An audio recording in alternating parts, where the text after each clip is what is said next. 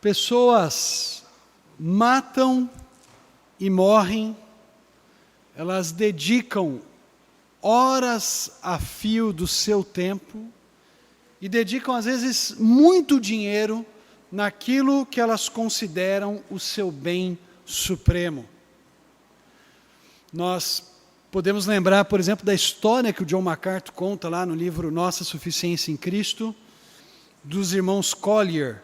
Os irmãos Collier eram filhos de um médico famoso de Nova York, e o pai tinha deixado uma grande herança para eles, mas esses dois irmãos, em vez de viverem de maneira digna com a herança que eles tinham, eles decidiram armazenar um monte de lixo dentro de casa. Então, eles ficaram guardando um monte de objetos antigos, jornais antigos, máquina de escrever antiga, um monte de coisa antiga, eles foram acumulando dentro da sua casa.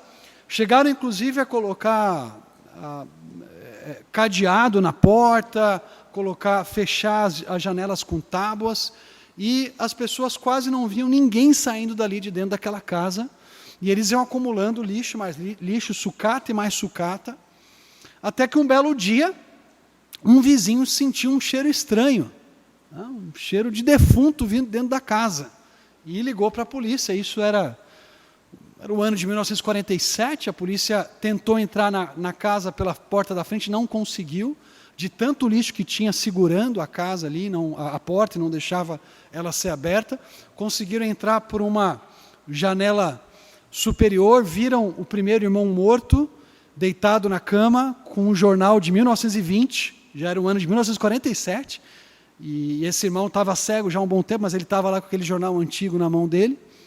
E eles demoraram mais de 3 semanas para conseguir remover toda a sucata que estava na porta da frente, e descobriram que o outro irmão havia morrido numa armadilha que ele tinha preparado para quem tentasse pegar aquele monte de sucata que ele estava acumulando.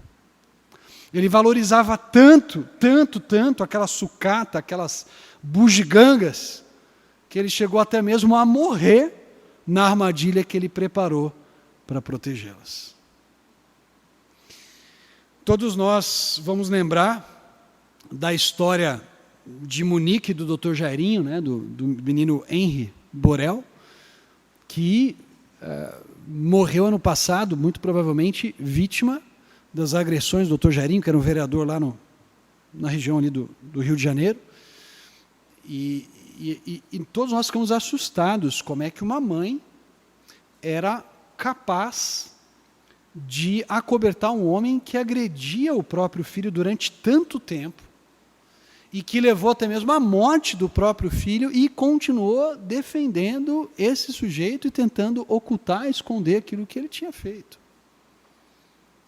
Ela amava tanto esse homem que ela estava disposta a mentir, mesmo vendo o seu filho morto ali, mesmo vendo as consequências trágicas do relacionamento com esse homem.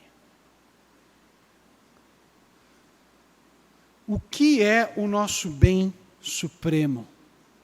O que é, ou quem é, aquele, aquela ou aquilo que nós amamos acima de todas as coisas?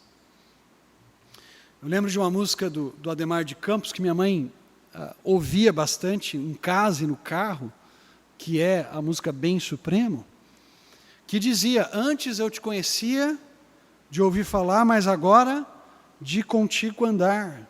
Tu és meu bem supremo, meu Rei, Senhor e Pai, me alegro em tua vontade mais e mais. A minha pergunta para todos nós, e para mim aqui nessa noite, é: quem tem sido o bem maior da minha vida? Quem tem sido o meu bem supremo? Porque quando a Bíblia lida com a linguagem da adoração, ela não apenas pergunta a nós, ou coloca diante de nós a questão de quem é o Senhor da nossa vida. Ela também nos mostra que aquele, aquela, aquilo a quem nós adoramos é, na verdade, aquele, aquela, aquilo a quem nós valorizamos acima de tudo, a quem nós atribuímos o valor máximo, a honra maior acima de todas as coisas. E adorar a Deus, portanto, é atribuir a Ele o valor supremo das nossas vidas, o valor supremo de tudo aquilo que nós temos, de tudo aquilo que nós somos, e reconhecê-lo como Deus, como Senhor nosso. A adoração, então, pode ser definida como reconhecer o valor supremo de Deus, e tem esse trechinho de Êxodo capítulo 20, versículo 5, que é o segundo mandamento, que coloca de forma paralela aquele verbo, que é o verbo adorar, que nós começamos a estudar na primeira palestra, com o verbo prostrar-se. O texto diz assim: não te prostrarás diante deles, das falsas divindades, dos falsos ídolos, nem lhes prestarás culto, porque eu, o Senhor, o teu Deus, sou Deus zeloso. Aqui, adorar, ou seja, prestar culto, está em paralelo com prostrar-se. E a atitude de prostração indica o reconhecimento de que aquele diante do qual nós estamos prostrados é alguém que é honrado, é alguém que é glorioso, é alguém que é supremo. E por isso nós nos prostramos diante desse ser ou diante dessa pessoa. O que o texto de Êxodo 20, versículo 5 está dizendo para nós é que aquela pessoa, aquele objeto, aquele ser, a quem nós prestamos a nossa maior homenagem, é o ser, a pessoa, o objeto que nós adoramos de fato.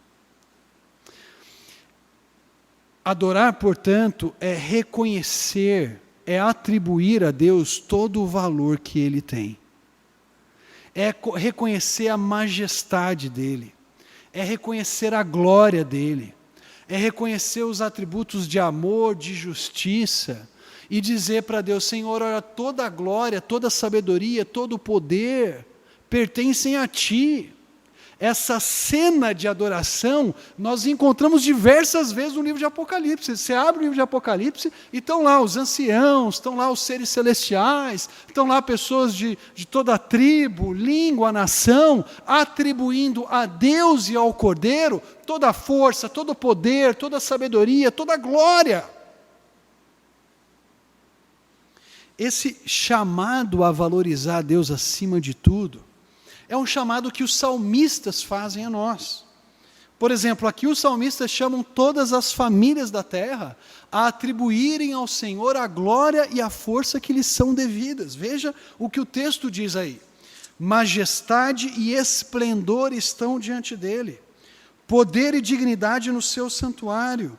Deem ao Senhor, ó famílias das nações, deem ao Senhor a glória e a força. Deem ao Senhor a glória devida ao seu nome, e entrem nos seus átrios trazendo ofertas. Adorem ao Senhor. Percebam aí, dar a Deus a glória e a força é adorar o Senhor no esplendor da sua santidade. É tremer diante dele e reconhecer toda a grandeza que lhe pertence. Não apenas as nações da terra são chamadas a atribuir ao Senhor toda a glória e toda a força e reconhecer que Ele é esse Deus glorioso que Ele diz ser, mas os próprios anjos, os próprios seres celestiais recebem esse chamado. Salmo 29, 1 e 2 diz: atribuam ao Senhor, ó seres celestiais, atribuam ao Senhor glória e força. Atribuam ao Senhor a glória que o seu nome merece. Adorem, aqui é o mesmo verbo lá, usado em Êxodo 25, para falar da prostração diante de Deus, do dobrar-se, do ajoelhar-se diante de Deus. Adorem o Senhor no esplendor do seu santuário. Prostrar-se diante de Deus e, consequentemente, adorar a Deus é reconhecer tudo aquilo de que Ele é digno, reconhecer toda a glória, toda a majestade, todo o poder que lhe pertence, e como um espelho, refletir essa glória, refletir essa sabedoria, refletir esse poder e dizer: Senhor, tudo isso te pertence. O Senhor é o Deus que tem, é o ser que tem o maior valor no universo. Não existe ninguém mais valioso e mais importante do que o Senhor. E é muito interessante porque Israel aprendeu a adorar a Deus e valorizar a Deus e reconhecer a grandeza de Deus, observando os atos redentores do Senhor na história.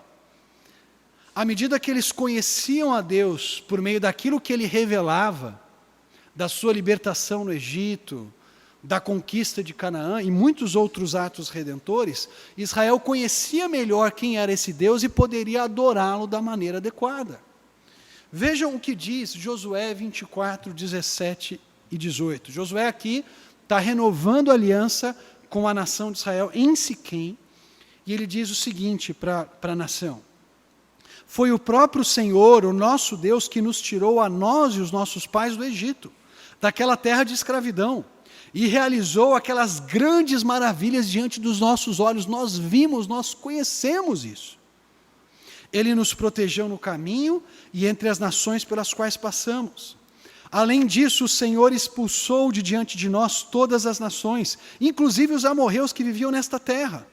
Nós também serviremos ou adoraremos, aquele nosso verbo mais uma vez aqui, porque Ele é o nosso Deus. O poder e a grandeza infinitos de Deus, demonstrados nas suas ações históricas, levavam Israel a adorá-lo e reconhecer que só Ele é Deus. Só Ele deve ser valorizado acima de tudo. Só Ele deve receber toda a glória. E à medida que nós conhecemos esse Deus, e o conhecemos por meio da sua revelação, Israel tinha essa revelação por meio desses atos redentores. Hoje nós temos a revelação completa nas nossas mãos aqui, que nos falam sobre como esse Deus age, como Ele se relaciona conosco. E à medida que conhecemos a Deus, não apenas intelectualmente, mas num relacionamento vivo com esse Deus, mais devotados, mais entregues a esse Deus nós nos tornamos. Josué 24, 31 vai dizer que Israel serviu ou adorou ao Senhor durante toda a vida de Josué e dos líderes que sobreviveram a ele e que sabiam de tudo que o Senhor fizera em favor de Israel. Aqueles anciãos que continuaram liderando a nação depois de Josué sabiam, por experiência, por relacionamento com esse Deus, quão grande Ele era.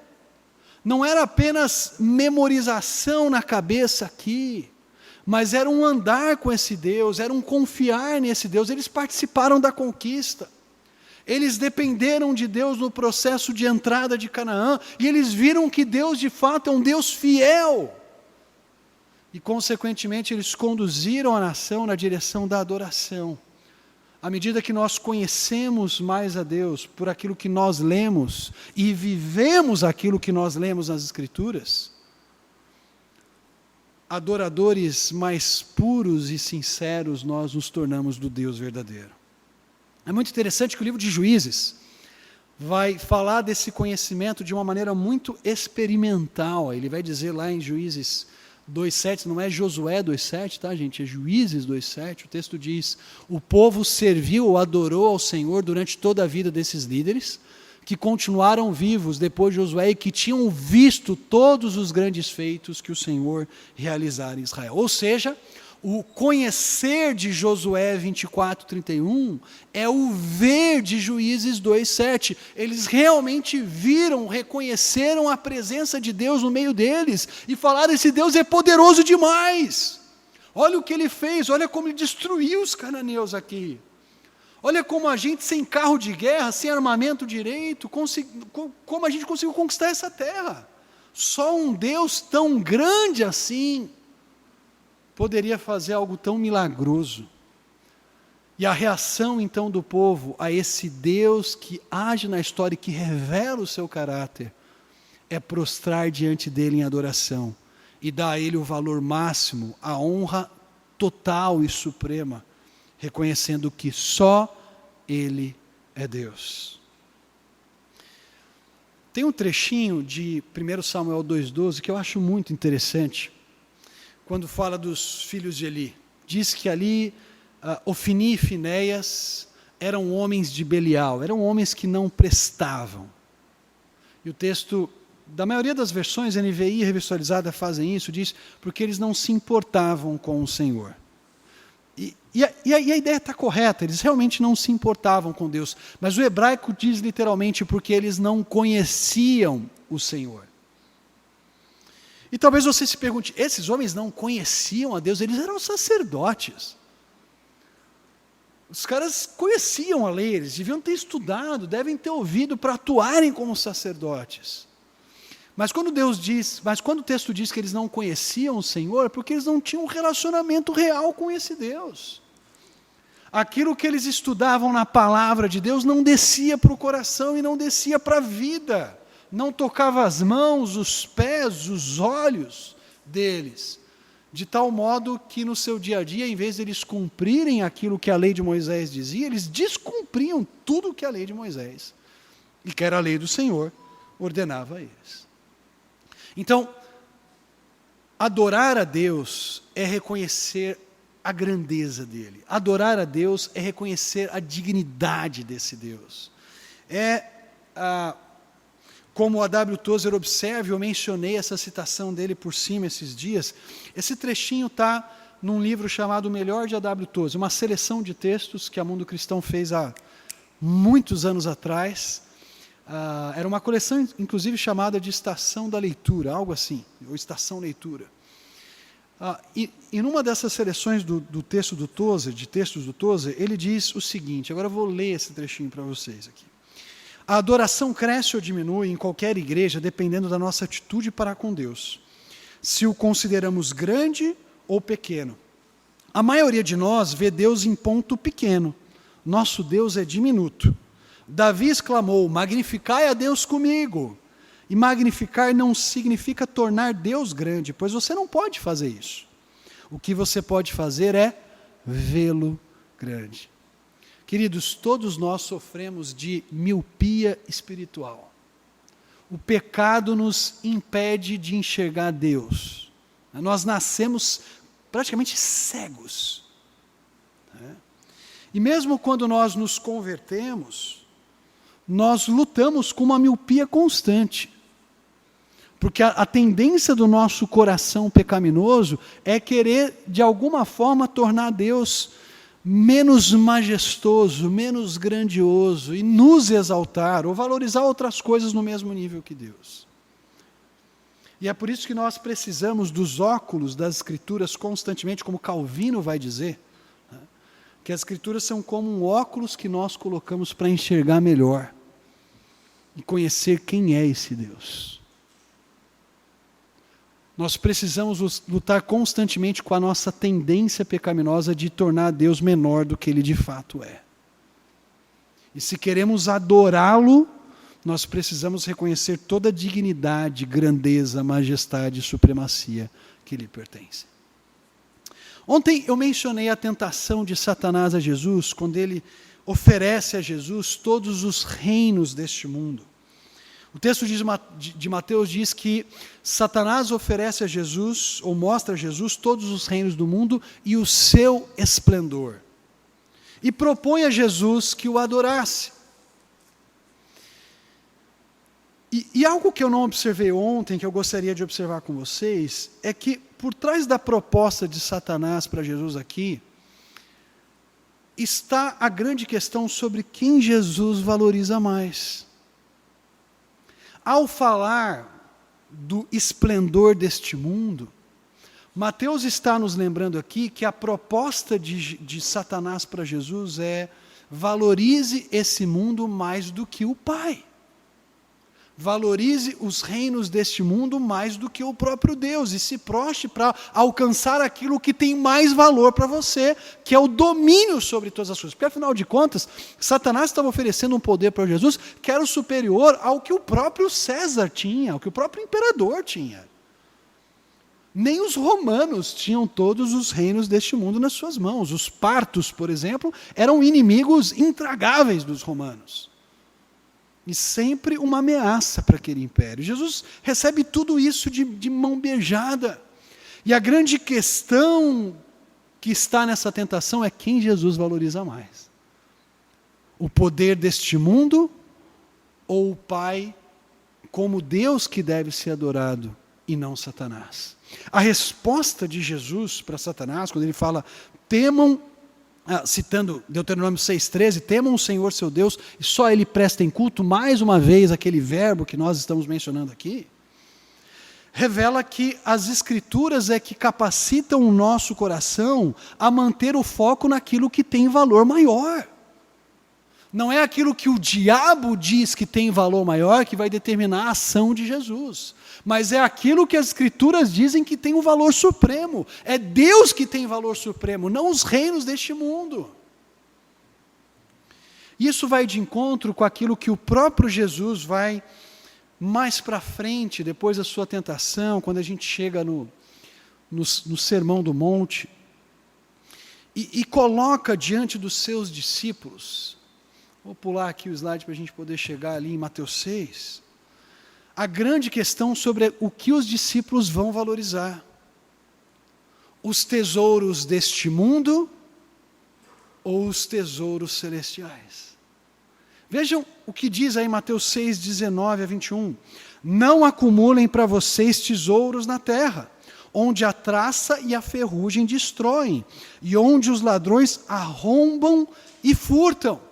Vocês podem colocar o coração de vocês nisso, mas se vocês colocarem o coração de vocês nisso, saibam que vocês podem perder aquilo que vocês mais valorizam, porque os ladrões podem levar, a traça pode comer, os tesouros podem enferrujar, e aquilo que vocês mais valorizam vai se derreter, vai se desfazer. Mas acumulem para vocês tesouros nos céus, onde a traça e a ferrugem não destroem, e onde os ladrões não arrombam nem furtam. Por quê? Porque onde estiver o seu tesouro, aí estará também o seu coração. O que você valoriza mais? O que tem mais importância para você? Aquilo que esse mundo pode oferecer, aquilo que o dinheiro pode lhe oferecer, aquilo que a fama pode lhe oferecer, o reconhecimento pode lhe oferecer, ou o que tem mais valor para você é um relacionamento com Deus glorioso e majestoso que se revela nas Escrituras. Não tem como você valorizar as duas coisas ao mesmo tempo, aquela guerra de senhores que nós já mencionamos. Olha o que diz Mateus 6, 24 na sequência. Ninguém pode servir a dois senhores, pois ou odiará um e amará o outro, ou se dedicará a um e desprezará o outro. Vocês não podem servir a Deus ou às riquezas. E aí, consequentemente, vocês têm que buscar em primeiro lugar o reino de Deus e a sua justiça, e as outras coisas, vão sendo acrescentadas, porque elas não são mais valiosas do que o reino de Deus e a sua justiça. Que prioridades movem o meu e o seu coração? Quais pensamentos dominam a nossa mente logo quando nós acordamos? No que nós investimos os nossos recursos? Apenas em coisas desta vida que logo vão passar? Ou investimos os nossos recursos naquilo que tem valor eterno e que vai perdurar de eternidade a eternidade? Valorizar a Deus acima de todas as coisas afeta o modo como nós lidamos com o dinheiro, como nós lidamos com o nosso tempo, como nós lidamos com a nossa sexualidade, como nós lidamos com as palavras que dizemos. Se nós valorizamos Deus acima de tudo, nós não adoramos Mamon, nós usamos o dinheiro para Deus. E em vez de apenas acumular dinheiro para realizar os nossos sonhos, os nossos projetos, nós somos capazes de usar os recursos para abençoar pessoas que precisam, ou para abençoar a igreja de Deus e a edificação do povo de Deus, ou para abençoar a expansão do Evangelho em outros lugares. O nosso foco muda. O dinheiro não é mais o nosso Deus. O Senhor é glorioso. E nós usamos o nosso dinheiro para a glória dEle, não para a nossa glória, ou para adorar o dinheiro como se Ele fosse o Senhor das nossas vidas. Valorizar Deus acima, por exemplo, do sexo, da sexualidade. Implica manter a minha vida pura, os meus olhos puros, dizendo não para a pornografia, dizendo não para um relacionamento fora do casamento, porque a minha realização última não está naquilo que o sexo pode me oferecer, mas a minha realização última está num relacionamento vivo com o Senhor. Vocês lembram de Agostinho? A célebre frase de Agostinho: Senhor, está lá em Confissões, fizeste-nos para ti, e o nosso coração andará inquieto enquanto não repousar em ti. Quando nós valorizamos, e Agostinho tem um trecho muito belo ali em Confissões também, falando sobre outras coisas que querem tomar conta do nosso coração, ele vai dizer, olha, só Deus é glorioso, só Deus é digno de toda a minha devoção e minha entrega. É aquilo que o próprio Jeremias vai colocar diante da sua geração. Olha, vocês estão aí cavando cisternas rotas que não retêm água. Vocês podiam estar ali, ó, na fonte de águas vivas, bebendo e se saciando no Deus que tem valor supremo. Valorizar Deus acima de tudo, queridos, significa muitas vezes nos disciplinar para passarmos tempo com Deus, com o estudo da palavra. Mesmo que isso às vezes atrase os nossos afazeres, mesmo que isso implique passar menos tempo nas redes sociais, no videogame, lendo notícias, assistindo televisão, porque Deus tem valor supremo para mim. E assim como uma corça anseia pelas águas, a minha alma tem sede de Deus.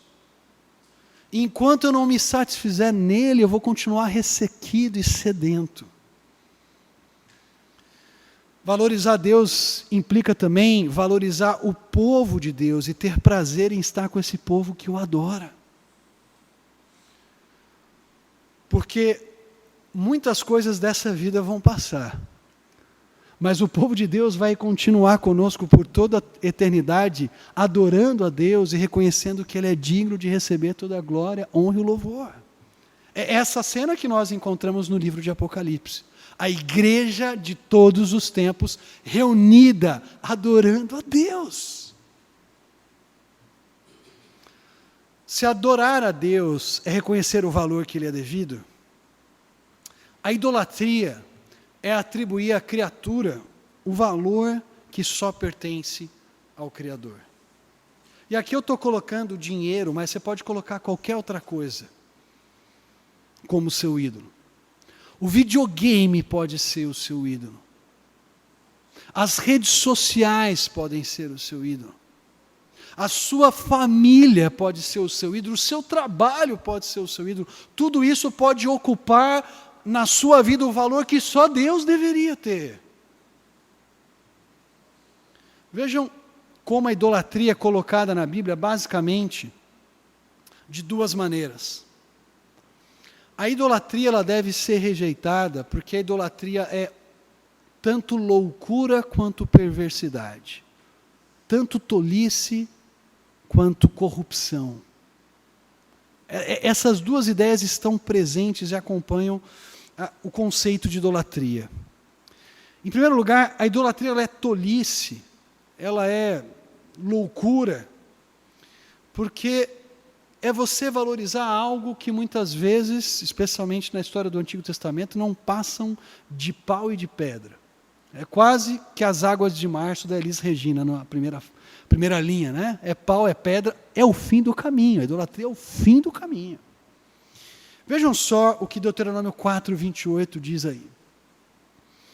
Lá vocês prestarão culto a deuses de madeira e de pedra, deuses feitos por mãos humanas, deuses que não podem ver, nem ouvir, nem comer, nem cheirar. Vocês estão se prostrando diante de algo que não tem nenhuma interação com vocês, que não podem responder a vocês, que não podem ouvir vocês, que não podem tocar vocês. É loucura adorar essas coisas. Também é loucura adorar o dinheiro, porque o mesmo dinheiro que vem agora pode faltar amanhã. Porque o mesmo carro que você comprou maravilhoso hoje, você pode ter que vender amanhã, porque você não vai poder ficar com ele, porque você não tem condição de mantê-lo. Interessante, eu acho interessante, às vezes, pessoas, por exemplo, que acabam tendo casas e acumulando bens, mas como esses bens, no final, dão trabalho, não é verdade? E às vezes esses bens precisam ser vendidos. Isso não significa que as pessoas adoram esses bens, mas isso nos lembra como os bens são voláteis, né? Você está indo bem no seu trabalho, você consegue comprar 2 casas, e de repente você se aposenta, você não consegue mais manter as 2, você vai ter que vender uma. Certo? Você foi um idólatra porque você comprou as 2 casas? Não. Né? Mas você tem que estar consciente de que essas casas não são a sua vida. E não são a segurança, porque amanhã você pode não tê-las. Talvez um israelita poderia chegar para Deus e falar assim: olha Deus, beleza, eu não vou adorar pau e pedra, não vou adorar o metal, eu vou adorar os astros celestiais, porque eles são grandes, a lua, as estrelas, o sol. Aí veja o que diz Deus aí em Deuteronômio 4:19.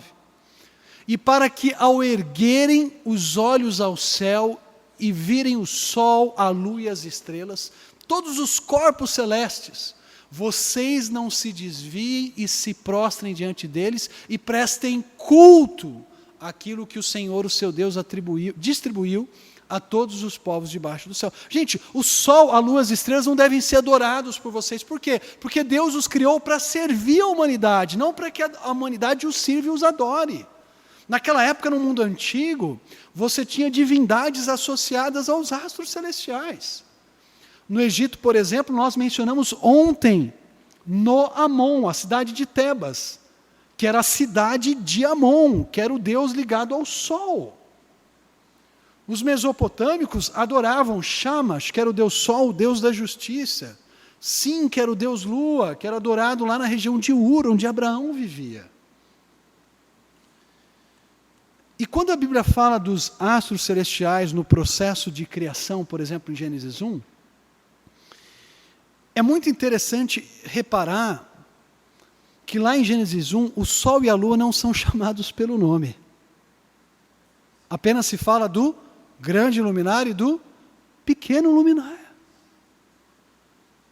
Para mostrar para Israel que esses astros são apenas servos de Deus cumprindo o seu papel de serem sinais para marcar estações, dias e anos e servirem de luminares no firmamento.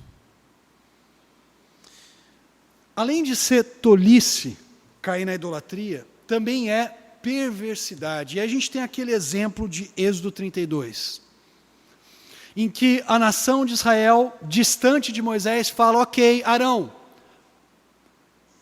levanta para a gente um Deus aí, porque aquele Moisés que nos tirou do Egito, em Êxodo é sempre Deus que tira Israel do Egito, mas aqui, na boca de Israel, é Moisés que os tira do Egito.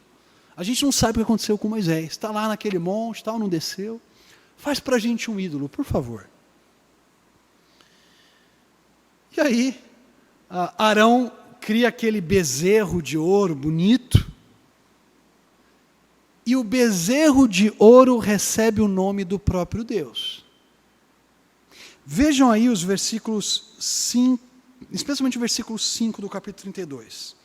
Quando Arão viu, edificou um altar para o bezerro e proclamou: amanhã haverá uma festa a Javé. Se você olhar na sua Bíblia, na revista atualizada, NVI, vai estar Senhor com todas as letras maiúsculas. O bezerro recebe o nome que Deus revelou a Moisés lá em Êxodo 3. O Criador de céus e terra é reduzido a um bezerro de ouro, que nem mugir ele muge. Mas Israel é capaz de dar o nome de Deus, o nome da aliança de Deus, àquele bezerro imprestável. E o texto diz que muito depressa se desviaram daquilo que Deus havia ordenado. ordenado e lhe ofereceram um sacrifício. Gente, isso é perversidade, tornar o Criador glorioso na imagem de uma criatura limitada. É muito interessante como o Salmo 106 vai retratar isso que Israel fez, essa perversidade. Ele diz, olha, em Horebe fizeram um bezerro, adoraram um ídolo de metal, trocaram a glória deles pela imagem de um boi que come capim. Esqueceram-se de Deus, o seu Salvador, que fizera coisas grandiosas. Gente, como é que aquele Deus das pragas, o Deus da coluna de nuvem, da coluna de fogo, o Deus que se revelou com raios e trovões e som de trombetas no Sinai, pode ser reduzido a um animal que come capim?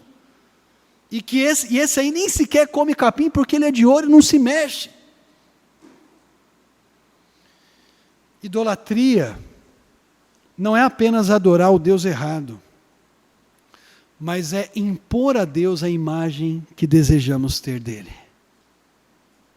Você pode adorar um Deus que é 80% Deus da Bíblia e 20% Deus que você criou na sua imaginação. Esse não é o Deus verdadeiro, esse é um ídolo que você imaginou e que você concebeu. Ah, mas é 95%. Não, se você reduzir o Deus da Bíblia, em alguma medida você está criando um ídolo que já não é mais esse Deus temível, grandioso, esse Deus que não pode ser domesticado por nós, esse Deus que é o totalmente outro, está muito além da gente. No seu livro Mais Perto de Deus, de novo o nosso querido A.W. Tozer, ele faz essa observação interessante. O coração idólatra entende Deus de maneira diferente do que ele realmente é. E substitui o Deus verdadeiro por um Deus feito à sua imagem. Esse Deus sempre se conformará com a imagem daquele que um concebe e será falso ou puro, cruel ou benigno, conforme a condição moral da mente da qual ele surge. Os conceitos errados a respeito de Deus não são apenas as fontes das quais jorram as águas poluídas da idolatria. São em si mesmas idólatras. O idólatra simplesmente imagina coisas a respeito de Deus e age como se essas coisas fossem verdadeiras. A idolatria é atribuir valor supremo àquilo que não tem valor supremo. É atribuir valor eterno àquilo que passa, aquilo que deixa de existir. É tirar a glória do glorioso Deus e dá-la a uma criatura limitada, finita. Nós conhecemos esse texto de Romanos 1, 21 a 23. O que leva os homens à idolatria? E o texto diz, ingratidão. Tendo conhecido a Deus, não o glorificaram como Deus, nem lhe renderam graças. E eles trocaram a glória do Deus invisível pela imagem de seres humanos, de répteis, de pássaros. Suprimiram a verdade de Deus pela mentira e adoraram as coisas e seres criados em lugar do Criador, que é bendito eternamente. Quando nós deixamos de dar glória a Deus, nós caímos em idolatria. Quando nós deixamos de reconhecer que Ele tem um valor supremo, qualquer outra coisa vai assumir esse lugar de valor supremo na nossa vida e vai roubar a adoração que só Deus deveria receber. Sempre que a verdade da palavra é suprimida, nós vamos cair em adoração. E adoração pode ser, o seu ídolo pode ser qualquer coisa. Veja o que o Tim Keller diz no livro dele, Deuses Falsos. Essa é minha última citação. Mas observe o que o Keller fala.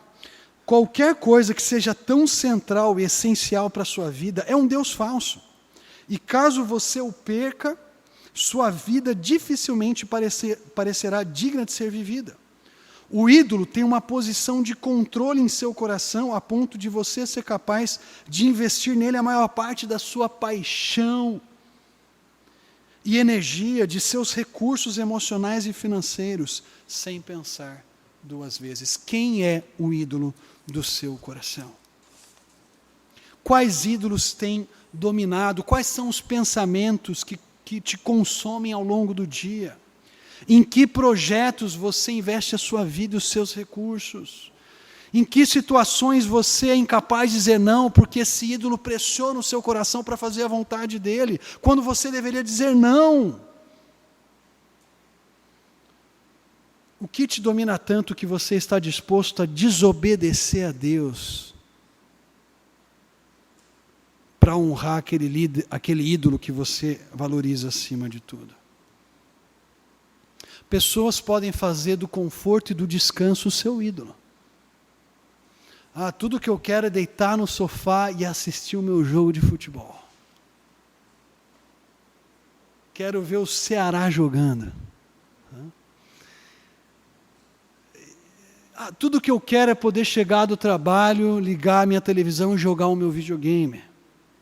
Eu lembro da minha esposa conversar com a esposa de um diácono de uma igreja conhecida nossa.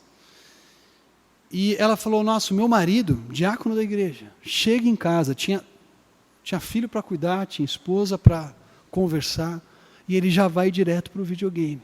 E não sai daquele videogame, passa semana naquele videogame. O videogame era o ídolo daquele homem, que o impedia de cuidar da sua esposa como Cristo amou a igreja, que o impedia de investir tempo na vida do seu filho para ensiná-lo e educá-lo na instrução do Senhor. Aquilo dominava a vida dele. Mas não precisa ser videogame não, pode ser rede social, pode ser página de internet de notícias, pode ser vídeo de YouTube. Tudo isso pode dominar o nosso tempo a tal ponto que nós valorizamos isso. E se a esposa vem lá e interrompe o marido, ele já fala meio irritado com ela. Se as crianças passam na frente do jogo do futebol, ele já se levanta e começa a gritar. Se alguém da igreja pergunta se essa pessoa pode se envolver, ajudar aqui ou ali, ela arranja alguma desculpa para poder adorar o ídolo dela, que é o conforto. Talvez o seu Deus falso seja o sucesso e o reconhecimento das pessoas.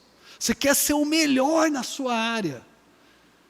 Você quer ser o melhor da sua turma. E não há nada de mal em querermos ser excelentes naquilo que Deus nos confiou. O problema é quando nós fazemos o que fazemos nos comparando com os outros. E querendo reconhecimento acima dos outros. E não fazendo aquilo como servos de Cristo Jesus. Às vezes uma pessoa que quer tanto sucesso passa por cima das pessoas, atropela. Deixa de dar a atenção que as pessoas precisam, porque ela está tão focada no ídolo dela, que ela não tem tempo para parar os seus estudos, que ela não tem tempo para parar o seu trabalho, que ela não tem tempo para parar o seu investimento na rede social para ganhar mais reconhecimento. E aquelas pessoas ao seu redor que Deus tem colocado para que ela ministre na vida dessas pessoas, ele está cego, porque ele é dominado pelos seus ídolos. Queridos, até mesmo a nossa família pode se tornar um ídolo. Cônjuge pode se tornar um ídolo. A minha esposa pode se tornar um ídolo. E eu posso colocar um peso sobre ela que só Deus pode carregar. Eu posso colocar expectativas sobre ela que ela jamais vai ser capaz de suprir, porque ela é imperfeita e pecadora como eu. Há muitos pais que adoram os seus filhos e vivem em torno deles. Quando o ninho fica vazio, esses pais ficam desesperados. Perderam a razão da existência. Eu conheço gente que o filho já está grande, mas vive ali em torno, cuidando, cercando, né? Com uma galinha ali com seus pintinhos, mas o pintinho já cresceu, já virou galo já. Mas adora o filho. Quais são os falsos deuses? Nenhum de nós está livre da idolatria. Na verdade, todos nós lutamos com a idolatria constantemente nas nossas vidas. E eu quero fazer um exercício final aqui com vocês. As minhas filhas costumam assistir o Superbook. Conhecem? Quem já assistiu o Superbook, desenho? Várias pessoas conhecem. Tem o Superbook mais atual, né? Mais animado, mais bem produzido. E tem um antigo. Eu assisti o antigo, as minhas filhas não gostam tanto do antigo, elas assistem o Superbook mais recente. E são histórias bíblicas, em que você tem 3 personagens ali que estão participando de todas as histórias bíblicas, não é? Você tem o Christopher, que é o menininho, você tem a Joy, que é a menina, e tem o Gizmo, que é o robozinho. Até hoje eu lembro da voz do Gizmo no Superbook antigo, né? Aquela voz diferente de robozinho e tal. E eles entram no túnel do tempo e vão participar, e ali então a história bíblica é contada. Vamos supor que nessa noite aqui nós temos vários Christophers e várias Joys aqui. E nós vamos entrar no túnel do tempo e vamos participar de uma história bíblica. O túnel do tempo nos leva para Siquém.